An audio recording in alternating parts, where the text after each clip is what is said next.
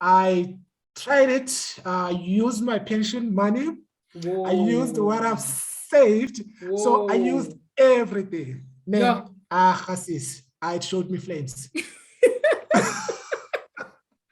Yo.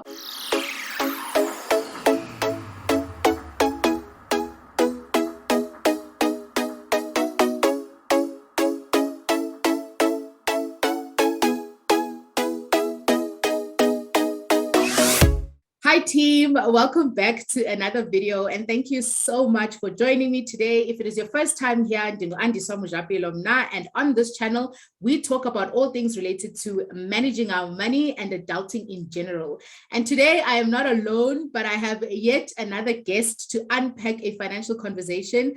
And guys, today we are talking about leaving your 9-to-5 to go independent and start your own business. That is what we are talking about today. And I'm going to dive in a bit deeper as to why I felt the need to unpack this topic on the channel. But before I do, welcome to the channel, Zaks. Hey, Sawona Segunjani. And thanks for having me.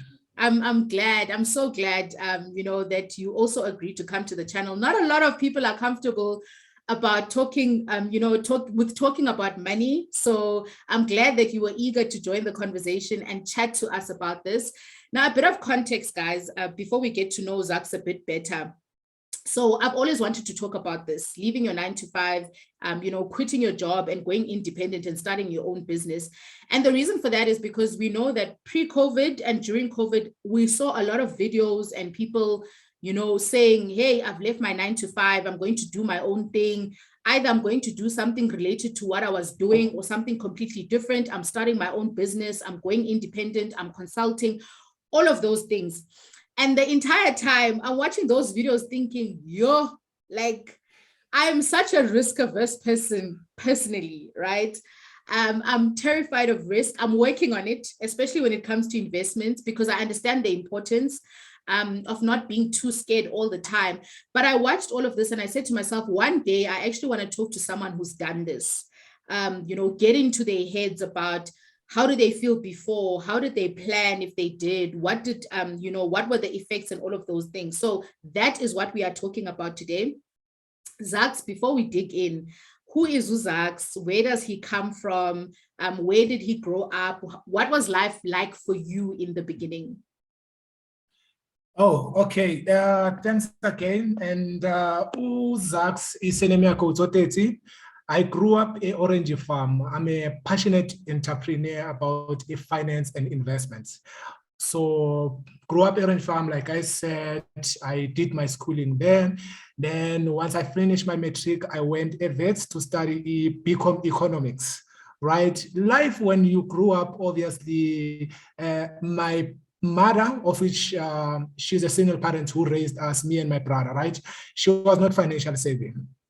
She was not financial savvy at all. And when you grow up, you do those minor issues as a finance, and then you don't understand the finance at all. That's where my love for finance came from, right? Because you grew up in an environment whereby you see there's certain people who are living well and you're not living well, right? What's the difference? Why does it happen to be like that, right? And then that's where my love for wanting to make more money, to learn about how money is being made, how I can grow it and stuff like that. It came from there.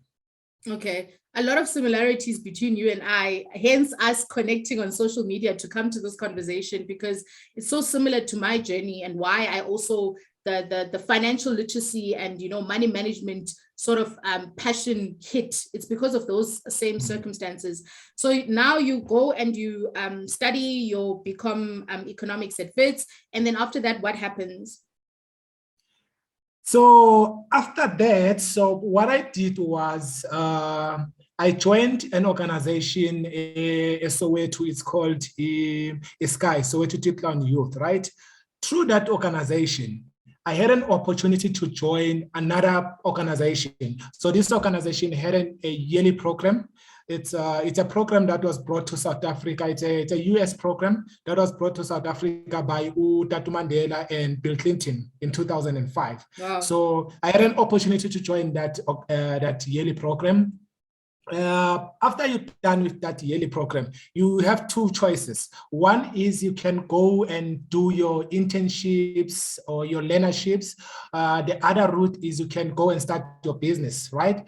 But by then, I knew that in terms of business-wise, because I just tried minor businesses while I was growing, selling sweets and then selling vegetables, doing all those stuff, trying my hands on running a tuck shop, but it didn't work, right? So I wanted an experience first. That's why I went into the corporate world. Right. And so you had two options after the program. Yes. You either get formal employment or you start a business. Mm-hmm. Yep. That's really good options, especially back in the day, because I feel like starting a business and being an entrepreneur was not an option for many people that was like highlighted and brought to us that, hey guys, you can actually start a business. I think more so for most of us, it was drilled in us that you have to go that route. So it's interesting that you sort of had that opportunity, or rather you had that flag earlier on in your life. Yeah, but it's because, you know what, once you've done because I've always been a person who's interested in entrepreneurship, right? But the business that I was doing, it's something that you can, if you're selling sweets, right? It's you selling, and then you can have money for that certain time, right? And as you grow up, you realize that you need something which is sustainable, right? And in order to go from where you are to a stage where you have something which is sustainable, right? You have to get an experience first, right? And with getting experience, obviously, you need to go to either a corporate world, get a job, and learn, and then come and implement what you've learned from that job. Oh, so interesting. So when you were given those two choices, you already had experience in the one choice, which was running your own business, even though it was a small scale, but you knew what goes on that side. So you wanted to now test this other side, which is the corporate job. Okay, cool. So you get into the corporate space. Yeah, and then I went into, my first job was at Citibank. I was within the IT department there. I did my 4 years. Yeah, it was tough, because remember, you get to a point whereby I think it's within me, right? You get to a point whereby you feel like, yes, I've reached this level and I don't seem to grow over this level, right? And I left after 4 years, and after 4 years, I did something for about 2 to 3 months outside of work. I tried another business, right? It was a graphic design business with one of my friends. It failed badly. And then I had to go and look for a job, of which I got an opportunity to join Standard Bank. So just wait, Nan. Yeah. So you have this corporate employment job and you decide to quit. Yes. This is the first time you quit, guys. So Zaks has done this more than once. This leaving your job and starting your own business, he's done more than once. So he's got quite a bit of experience in this space. But what I want to know is, when did you prepare for quitting at the end of this 4 years when you felt like you were frustrated and you weren't growing? So before you quit, did any preparation go into that? Or did you just say, hey, you know what, I'm frustrated, I'll see? You know what, at that time is, for me, it was like, Nkatele, and if Nkatele, I need to do something about it. I don't like complaining. I'm not a person who likes to complain, right? If something doesn't work for me, I'd rather find solution at that time, right? So my solution was, I'm gonna quit, and there's nothing that it's gonna stop me. And some of the colleagues were like, dude, you can't do this, You need to find something in order to quit. You leave the job to join another job. I was like, at the moment, I've been sending out CVs and I'm not getting anything. Then what should I do? Should I stay here and be miserable? No, I'm not going to do that. Then I quitted my job. I went to try a business, of which it didn't work also. Okay, this is the graphic design. Now, my second question is, this BCom economics, IT space, financial service provider person decides that he wants to start a graphic design business. Why? Why graphic Yeah. design? So reason being is at that time, right, what I saw was graphic designing was big. It was the time whereby blogging was starting to become famous, right? Okay. Your website, if you're running a website, you could do your Google ads and stuff like that, and people are making money. But it's I'm doing this research looking at the overseas market, right? It's okay, there's people who are making money online. Why not? Let me try something, right? And then a friend of mine who was a graphic designer, and he introduced me to a couple of softwares, and we started playing around designing our website, our business cards, and from there going to our blogs, how blogs work, how to make money through your online ad spaces and stuff like that. We tried that. Okay. It didn't work. Yeah. Okay, cool. It didn't work. Before we go to what you did when that first business didn't work, how are you sustaining yourself financially in this period of figuring it out in this graphic design business? What are you using for rent and your expenses? Yeah, at that time, obviously in Sashala Ekaya, okay, and I don't have a car, I don't have a scholar, so I just save. I think I was saving about 80 to 90% of my salary. Wow. Right? Because while living at home. I didn't have, yeah, while living at home, and what I was using my money, like your 30%, I'll use it on clothes and going out with friends and going to some places. But most of my money, I will save most of my money. And on that space of 3 months, yeah. Are you saving like because you know that one day you want to leave your job, or were you just saving because you No. I'm just saving. Yes, I'm just saving because at month end I have no responsibilities, right?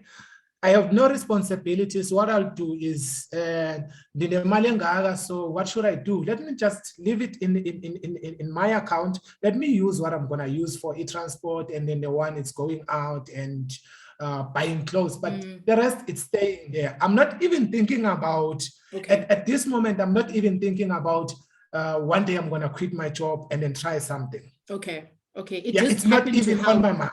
When that happened. It just happened. The money is there, and then I'll use it whenever I need it. And obviously, when we start that graphic designing business, part of the money came from there.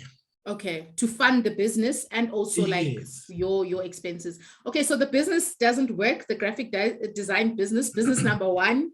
What do you then do when it doesn't work? So if business doesn't work, I'm like, you know what? It's been like 3 months now, and we've going to a point whereby we're gonna exhaust our resources now, right? So we decide let's just stop with this thing.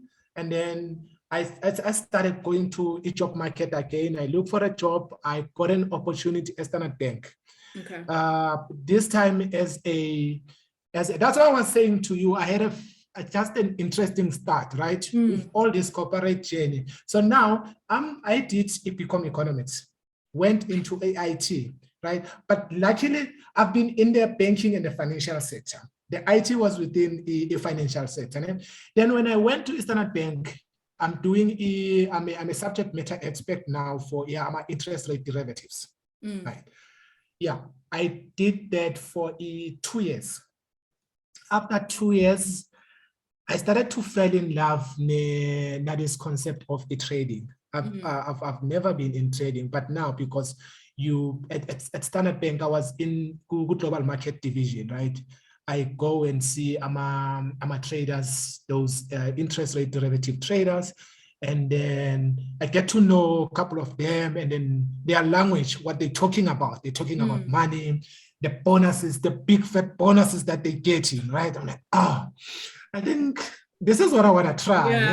And then you look at the cars that they drive, and I'm like, and then the vacation that they take. Park. And then the vacation they take, and then someone will tell you, which I remember at the time, a trader who was doing FX, he bought a Range Rover for him and his wife, right? bonus. So like, oh, no, this is good. This is where I need to go to, right? And I'm trying my ways to go through, and then I couldn't get a chance of and I'm like, okay, because they don't want to hire me, a dealer or a trader, what I'm gonna do this myself, right? I started learning about the trading. At the time I started learning about CFDs and then your commodities, how to trade derivatives and stuff like that. With the knowledge that I have and the people that I'm talking to, okay, I think I'm good now. After 2 years, I was like, okay, let me go and try it. Because, you don't want to waste time, actually. I still have time, and why not? I haven't reached 50 years. I'm still young. Let me go try it. Like, I can try this until I'm 60 years, and then if it doesn't work, it doesn't, right? You have to risk. If it works, it works. So after 2 years, I left. I tried it, used my pension money.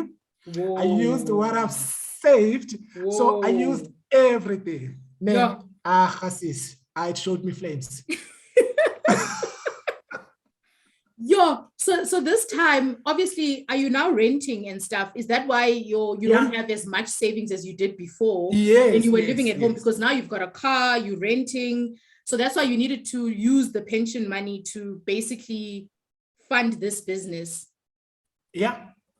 And at the time is, it was obviously when you go from your first job to your second job, there's an increase that you get, right? And I'm making this money. It's a lot of money for me at the time, right? I'm still young. So you buy your first car, you get a place to rent. Then after 6 months, you change that car, you get a better one, right? Golf. Yeah, I was having a golf man. So plus you're seeing the dealer's car park, so that's also putting you under pressure. Yes. Okay, so now you've got expenses, right? So you've got expenses. Did you understand the implications of withdrawing your pension fund? Did you know the tax implications and how much you actually get back when you make that decision to withdraw? Yeah, I did because obviously I'll do my calculation first to see this is how much it's in on my pension fund, and if I withdraw it, right? I was like, for me, it's like, okay, sharp. Why should I leave it there? Let me just take it. I'm not going into any employment whereby I can transfer my pension from there to another one. I'm going on my own. Let me go try it, this thing, right? Because I have this thing on my mind. Obviously,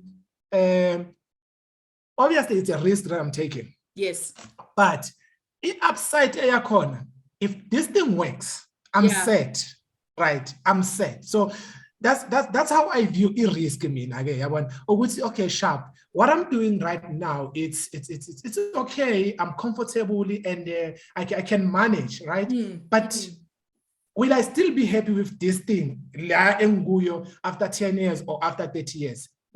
If the answer is no, I'm like, okay, let me look at the upside. The upside corner, obviously this thing is risky, but the upside it's gonna set me to another level. That's how I view risk. Yes. So I tried it, and then it showed me flames.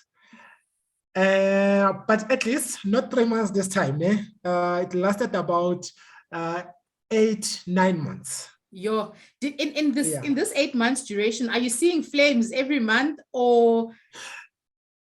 When you start is you have a good month, you have a bad month, and then on a good month you start thinking, good, man, this thing I got it. You forget your risk tolerance, and then you forget I'm a rules that you've placed in place. Which okay, this is I need to start trading when it's structured like this. If it's structured like that, I don't. But because now you have that confidence, and it clouds a judgment, and then one isn't there's wrong, thinking which one isn't there's right. Then you start risking a kuru, and then your loss becomes big now. And then once your loss becomes big now, you want to revenge the market, right? Once you want to revenge the market, it becomes even way worse Yeah, but then where you were, right? And yeah, you go from west to west to west situation.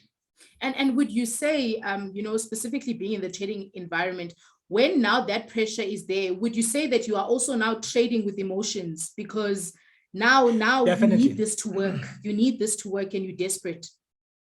Definitely. Because obviously you have a target, right? Yeah. Your target, if let's say you targeted to make a 100K a month, and by then I was trading. I'm a CFDs, right? And I'm a CFDs. If the position it's on your negative, you need to pay something in order to sustain a position, because if you're not, your broker will close it. Will close the position now. Yeah.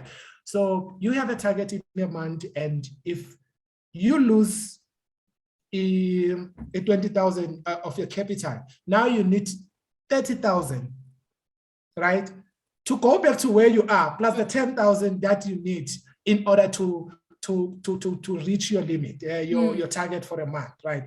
And if I'm now in a hole for 30,000, I'm start using emotions. Yes. Right? I'm revenge trading now, using emotions. I'm not thinking straight, and you do a lot of mistakes. And it makes sense. Mistakes. It makes sense why you would. Okay, cool. Now, like you said, this business shows you flames. You realize that it's not going to work. So what is the next step this time? You know what? I'm checking now. I'm beating myself because I've lost a lot of money, and I'm like back to square one much, right? But because now you have the debts, you have the model that you need to pay, and you have your risk tolerance. It start to be. When it started, it was like this. Now it start to. Yes, you are very, yeah. I can see that changing. And I just want to mention again before you continue, guys, and we can have a trading conversation on another day because that's packed with a lot of knowledge. But remember that trading is not your traditional business where you just lose what you put in. If you are trading with real leverage and you are using derivatives, you can, like Zaks mentioned earlier, lose more than what you actually put in. So also just understand those dynamics, that it's not like I sold these sweets to sell and then nobody bought them. Oh, well, you can actually end up owing money more than what you initially put in as well. So it's quite risky. Definitely. And then, okay, after that, I was like, okay, what should I do now, right?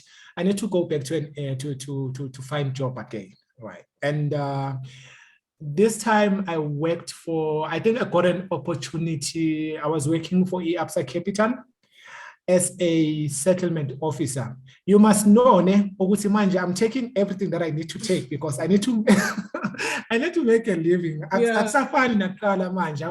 You go from being an SME for interest rate derivatives, you're earning a substantial amount monthly, and then you come now to join a back office as a settlement officer. So the pay scale is a huge difference between the two, right? But I had to take it, right? And I had to take it so that I can survive. Luckily for me, after 6 months, I got a job at R&B as an FX business analyst. I'm sure everybody is wondering the same question. How are these jobs just falling onto your lap? I know you're looking, but I mean, employment is not easy to get, especially in these type of markets. But somehow, when are you able to jump off and then jump back again? Because guys, I think most of us are scared, very scared of risk, because we've got this great fear that once you jump out, there's no way of coming back. And you've just lost out your chances because of the way the unemployment rate is and the way that the economy is at the moment. You're very scared that you might not get that opportunity. So how are you able to get these opportunities whenever you realize that it's not working on the other side? Yeah, okay. So lucky for me, what I realized, right, at an early age is in networking, right? It's very important to a person. So if you are in an industry, you need to network, you need to know people, right? So that's what I'll do. Like if I joined a company, I'll ensure that I know people that are decision makers, right? And it's easy for me because I have a lot of contacts whereby if I say, I look for something like this, and then a person will like refer me to another person who knows that person. And it's easy if these are andiswa and Fulum Sevens or Uzamile. Oh, I know Uzamile. I have a friend of mine who has a position open to runs into it is, and then you'll refer me, and then you'll talk to your friend. Or if I come to that your friend of yours and say, I was referred by andiswa, it's easy for me to get an opportunity, right? So for me, it was like I had that opportunity of learning at an early age, which I need to ensure which I have a network, right? And network, because remember I'm good business. I haven't established myself yet, right? But when it comes to corporate, I've already established myself, and I needed a network lab whereby if I need something or if I need to move now and and I need to move and get another job, it's easy for me because I'll just go through my phone and say, hey, I need something like this. Do you know a person who has an opening or doing a company which is hiring? So yeah, it's all about networking. It's very interesting you say that, because I had a conversation with a guest of mine, and she said one of the most important things that she's realized in business as well is who are your friends and who do you know? And she was basically saying that, she's not in that mentality of having friends for the sake of having people just on your contact list. It's about what can this individual offer me in terms of value? When might I need Uzamile, and what benefits can he come with, and not in a bad way, but just to say that life is tough. And at some point you'll need certain doors open, and it helps when you have people who can not necessarily like they're just going to oil the doors and open them wide, but at least point you towards the right direction. Okay, so now definitely, settlement officer, and then you get back into the game. Yeah, sorry, before I go back to getting back to the game, right? I just wanted to say this thing, because remember when we're talking about the networking, right? And the contacts that you have or people that you know, right? We didn't grow up whereby our parents will take us to Goma St. John's, right? Because remember when you go to St. John's, that school, it's expensive, but the education is the same. When they take you to St. John's, they're taking you there to create opportunities. I know people who got CEO jobs, who got the director job because they started to know Nobanbani, who escolenists, right? So we go to an employment, and then when you there, what you need to do, you need to also gather your contact and start building your network so that it can put you to the right doors, and then you open. Make things easy for you. Yeah, I think that's a great tip to actually take out of going and venturing on this business and starting your own thing. So where are we now? So we settlement officer, back office job, not paying very well. I just have a question as well in all of this and downgrading in terms of your pay scale. How's your debt situation looking like? Because I'm thinking we bought a car back then when we were boiling. We bought a car, we moved to a nice place. Now we stop making money in the business. Plus we get back to a job that doesn't pay well. So how is debt featuring into this now? We are better, sis. We are better. Go be. Now that because I've upgraded to Imoto, obviously, standard leso, and you're not working, right? For whatever period you're not working for, you use whatever you have just to cover equate, right? And when I got to Absa Capital, I realized no, I can't live like this, right? Because now half of my salary is going to pay this car. Sure. And I need to pay my rent, right? So I made a decision, I'm gonna take the car back. Okay. Right?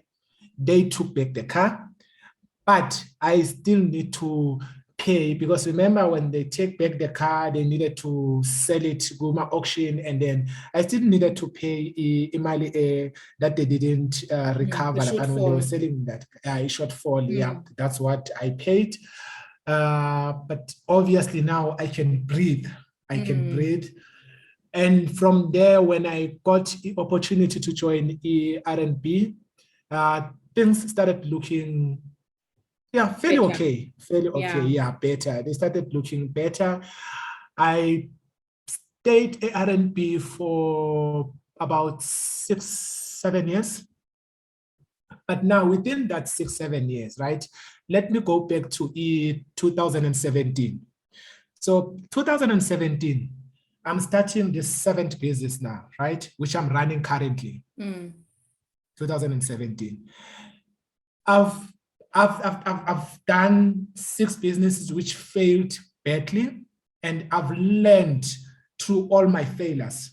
And just to bring everybody into this conversation, there's obviously the tuck shop, in the background. There's the small businesses as well, just in case you're counting with us. There's others, very small ones that were very quick, that Zaks did say he tried to run while he was employed. So that makes up the other businesses to bring us to this 7th one that you're talking about. Yes. Thanks for clarifying that, right? And 2017, I'm like, okay, sharp. I think I've learned a lot, right? I've learned a lot through my failures, and I have a blueprint now, what I need to do, and I need to use my salary because what hit me inside is I love the entrepreneurship, right? I really because love you keep going back, right? Yes. So, and I know, Oguti, even if I can stay in a company for 10 years, this thing is still gonna eat me. So at least I need to manage right. So this time I have a blueprint and I need to test my blueprint, but I'm not gonna quit my job. Okay. To go and do a business. Not that like was before. One thing. Not like one thing like before. When you know, no man,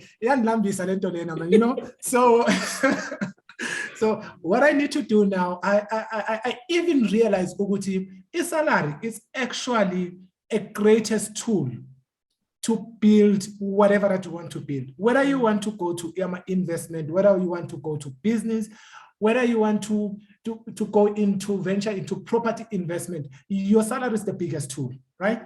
That's what I realized. That was my first step. Then I said, okay, let me use this tool. This is what I have at the moment, right? I'm going to use this. I'm going to use my salary to fund and build my business. Then 2017, I'm testing everything, refining my business, using my salary. If things are not working well, I know at least I'm getting a salary that I can manage my expenses. And in 2020, I think it's 2020, then I decided to say, okay, now I can see my business. It's generating constant revenue and it's sustainable. Then I can quit my job and focus now on growing my business. Okay. What is the first questions I wondered is, after you went back into corporate, what was the gap before starting your next business? Did you stay 2 years in and then start again? Was it an immediate thing? How long did you wait before you started this business? Oh, no. So when I joined R&B, before I started this business, I think it was about a year before I started with starting this 7th one. Okay. And another thing that I've been wondering as well is, where is your family in all of this? Like, where is your Black family? Because I can imagine calling Mama and telling her that, Mama, I'm starting a business and I'm leaving my job, more especially if I'm going to do it twice and 3 times. Like, how are you managing, that uncle or that, or your mom or whoever saying, hi, Bolumdana, like, they got the best opportunities, why aren't they staying until they're the senior manager and all of those things that we are used to? How are you handling those voices? So here's the trick. I think the first one, I've learned from my first one, right? From the first one, when I told them that, I want to try this thing, right? I want to quit my job and try this thing. And they were like, hey. So Umama Umsu today was like, hey, Wanaka, why taking them? All right, you need to stick there. How to linjam say to try business? Hey, dear work business. I'm like, you know, and then people will discourage you. People really discourage you, right? Yeah. And obviously, when you're working, you have most of your friends are working, right? And you can't be saying, hey, Jens, you know what, I'm going to try this thing, because they're not entrepreneurs and they don't know the struggles as an entrepreneur. Like, Joe, keep your job, you have a good job, sevenza, build up yourself, corporate world. And from there, I realized, if something it's personal to you, right? Sometimes you don't have to tell people at the moment when you take the decisions. Right. Yeah. So that's what I've realized after, because I'll tell them and they were discouraging me. But hey man, okay. So I took it by force, didn't listen to them, and things didn't work. Right. Now, do you understand? Even worse. Like, yeah, we told you. Yeah. Don't ever do a stupid mistake like this. And going to a manual business, I was like, okay, because I've tried the first one, it didn't work. I'm not going to tell anyone. Sense of Jela, if I've already taken the decision and I'm already doing that thing, and then and people are thinking, maybe it can't were you financially responsible for anyone during this period, be it a child or you know, a sibling or any? Like, I want to know, did anyone depend on your salary that you were stopping, or was it just for you? So on the first one, no. Okay. But Kulawa Amanye, yes, I did have my responsibilities, right? I needed to look after my younger brother, and then Ekaya made a share something yana every month, right? And again, I think that's the thing that gave me motivation. If I'm earning this salary, obviously I know now I'm looking at living well, right? And I still have abantu that are looking for me, but provide for certain things, right? I really need to get something that will put me to a level whereby if if 500, you want to go buy shoes for iskona and Logan's month end, wait for a month end. You see, yes. So I did have learned, and it's one of those motivation game. I needed to get to a level whereby I'm comfortable financially. And you felt like the monthly thing was going a bit slow for you in terms of the responsibility. Definitely, yes. And what you wanted to achieve. You felt like you were waiting for too long, and it was growing, like you said, at a very slow pace that you couldn't necessarily, you know, control. Such an interesting story. I'm really, really enjoying it. Where is Zaks now? How are you currently, you know, making money at this number 7 stage that you find yourself in now? Okay, so currently I run it's an investment and a finance company. It's a startup, right? So what I do is I do financial markets trading, but the financial markets trading part that I'm doing is for e-business. That's how we generate imali go business. And I have 2 guys that I'm working with that they trade currencies, equities for e-business, right? That's how we make money. And then we have an advisory division whereby we teach people how to also do e-trading on their behalf, right? But we don't trade for people. Okay. So yeah, so the trading part that we do, it's for e-business. That's how we make money. That's how we get paid. And then that's how we build a business here too. We invest. And it's you and 2 other traders. Yes. Okay. And then now we invest my finance tech companies, and then we look at our property sectors. So we'll do our rental properties, and then we'll flip our properties again, just to have a diverse portfolio, because the trading part in market, it goes up and down, and then we have I've learned. Yes, I've learned, definitely I've learned. And then we have this constant revenue that comes from the property business, whereby we have our rental incomes and then we're flipping our properties. So that's how we make money. And then on the advisory side, that's where we teach people how to trade crypto, blockchain, and equities. And then we do finance, wealth plans for them, but educational finance and wealth plans. Okay, so you basically just to show teach them, yes. people, you know, this is what we do, this is the knowledge we have, and this is how we basically do whatever. And like you said, you don't trade for people, you don't make financial decisions for them, you just share what you've learned with them, and then from there they can use that however they would like to use it. Knowing now, you've already mentioned quite a few, but what do you know now for sure that you didn't know in the beginning of this journey? It's been quite a long journey with a lot of businesses, a lot of up and down, celebrations, crying, stress, debt, you know, having to sell stuff. What do you know now for sure that you didn't know in the beginning? What I know now is like there's I think maybe two things that I can mention, right? One is focus on your cycle of competence, right? If you are good in let's say marketing, for an example, right? You need to build yourself on the marketing field. Be an expert. Focus on that part, right? Be an expert, because if you are number 1, 2, and 3, that's where the money is. Don't go around, you do marketing today, tomorrow you are selling laptops, and then the other day you're doing, and then you design t-shirts.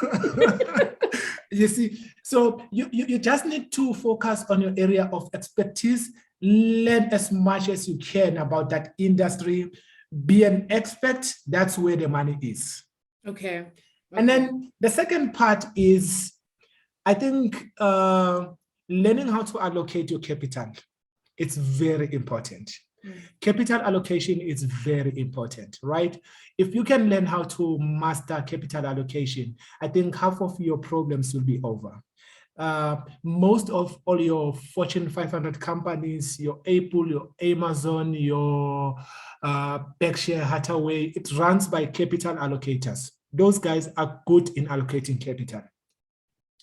You don't even have to be a Fortune 500 companies, right? You start where you are. If you are working at the moment, right? You need to learn about capital allocation. You're getting $100, your expenses are $70. You have that margin of $30. What do you do with that margin? How do you allocate it? Do you allocate it by going out? Do you allocate it by buying clothes? Do you allocate it? Or do you use that $30 to increase it?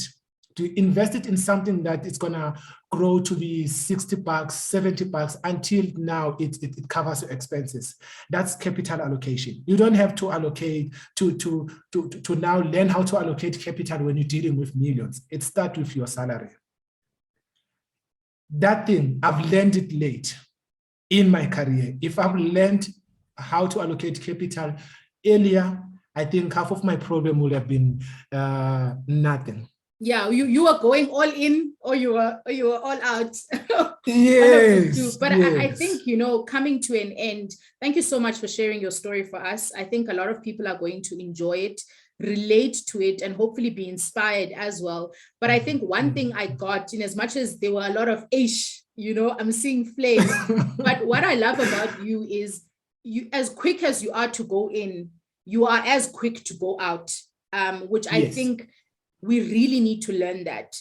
You know, yes, you were quick to get that car because you really wanted it, but when you saw that you couldn't afford it and it was sinking you, you were also quick to let go. And I think often when it comes to finances, even though you see that it's not working, you know, so if you're listening, and you may be listening just for the story, but you don't necessarily want to go into business, but you're struggling financially and with your finances, be quick to also see that things are not working, and the graph is moving this way, and don't hold on too long, you know, before you let go, because that's also important. And I think that's what I'm seeing from Zaks, that he saw that, okay, things are not working. Okay, let me go back in and let me try. Okay, let me go back in. And you're also very quick to learn. You're learning from your failures, you're improving yourself. And the second time you try better because you know better, right? The second time. Definitely. And you know what? I think the decision that you need to take, it's impacted. Mostly people will waste time because you'll see, things are not looking good, right? Mm-hmm. Why am I keeping this car? You know, personally, right? No. I don't need to keep this car. I need to sell the car. But because of your surrounding, right, you take long of taking that decision. But you definitely know what you need to do. But because of your surrounding, like, if I take this car or if I downgrade, ubani uzathini, you know, you start looking surrounding your friends. It's okay, we were driving a BM and now mina senzoza ndiza ngethatha. So the decisions we take action on it, it gets long now because now you're looking at the surrounding. But if you don't look at the surrounding and say, okay, this thing is impacting me personally. I'd rather change my surrounding if it doesn't work for me, right? Yeah. It doesn't work for me. If it doesn't, I'm changing it. So you need to make a decision quick. If it's not working, it's not working, move to another dance and learn from your mistakes. The sooner you make that decision, the better. Yeah, for you. You. Yeah, and it's for you at the end of the day, not for people around you, like you said, but for you. Thank you so much, Zaks, for joining us for this conversation. I learned quite a lot, and I'm sure everybody listening in will learn a lot as well. I'm going to link Zaks's social media link if you would like to follow him or connect. I'll definitely make sure that I leave his details in the description box. Thank you for joining us. Please do come back. There's a lot of topics that came up in our conversation that I think need to be further unpacked entirely on its own. And to you guys, team, thank you so much for watching yet another video till the end. I really do hope that you enjoyed it. If you liked it, don't forget to give it a huge thumbs up and do consider subscribing to this channel if you haven't, so we can see you in other conversations. Bye. Bye.